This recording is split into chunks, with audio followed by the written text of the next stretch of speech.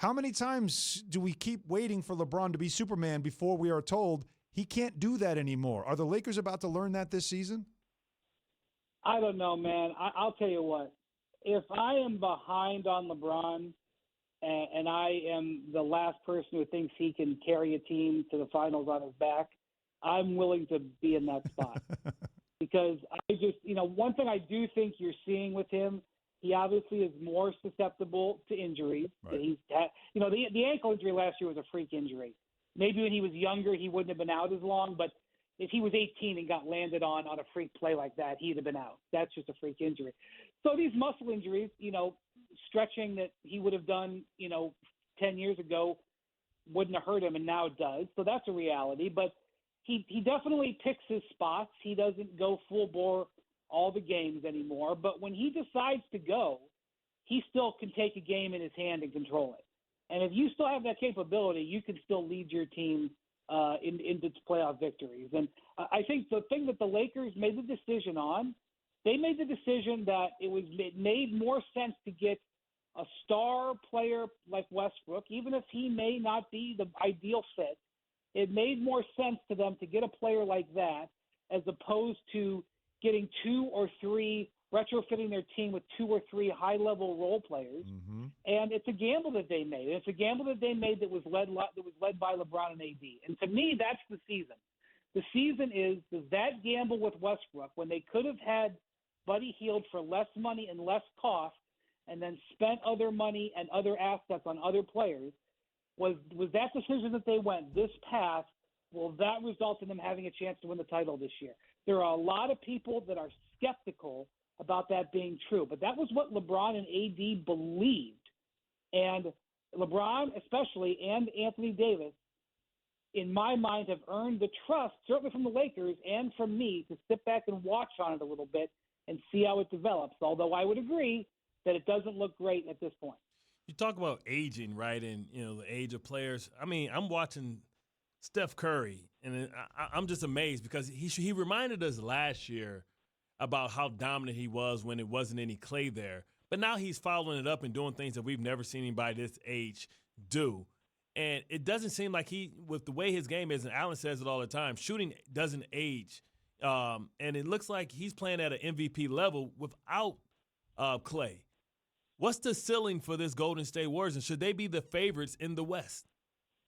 Yeah, I mean, look at Carmelo Anthony. Carmelo is never shot the ball better, and he's making a massive impact just because he's shooting it really well. I mean, that's right. If you can, the taller you are and the better you can shoot, the longer career you're going to have if you can avoid injury. And with Steph's case, he can move so well. So even though he's older, his ability to get to his spot is still great.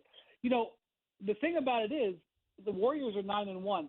Do you know that Steph is averaging almost 5 points fewer than he did last year? He's averaging, I think his field goal percentage is down 5%. His three-point percentage is down about the same. He's actually not playing the same level he did last year, but his assists are up. His rebounding is up because if you look at that team, it's a better constructed team.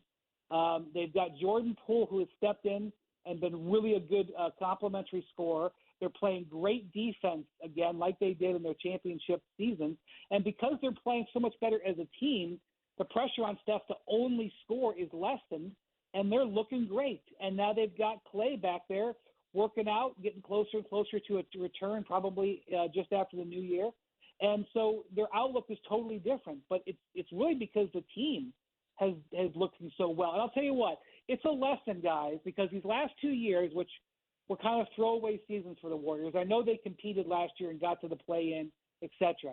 But they were still working. They developed Jordan Poole during that time. They developed Damian Lee during that time. They really were able to get those guys better. And so now that Steph is full power and Clay is coming back, their overall team ceiling is higher. Yeah, it's the way they took advantage of that. We'll call it like the gap years since the dynasty sort of ended, and they now have a chance to sort of bring it back with a different looking team, but because of the work that they put in. And for Curry, he doesn't have to do nearly as much, but yet he gives you 50 and 10 one night, and you remind yourself just how great he is. Brian Windhorst joining us right now on the Goodyear Hotline.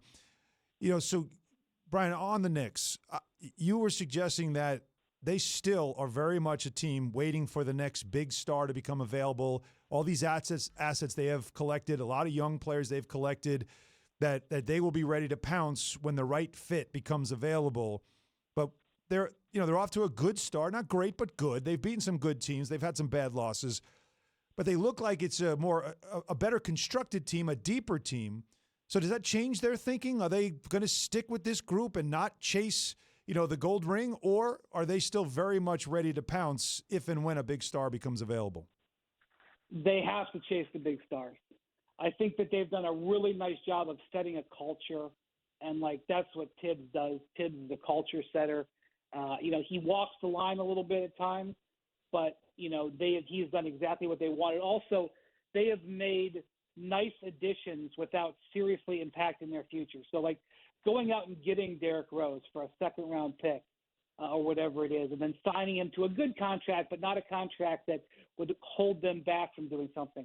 That's what they've done really, really well. And they've done a great job of turning themselves into a team that New York can be proud of, which, quite frankly, was one of the mandates that Leon Rose had when he got the job. But if they want to be there at the end, they're going to need more talent. They're going to need more high-end talent. Yes, they hope that R.J. Barrett is at the beginning of an upswing, that he heads towards that kind of player.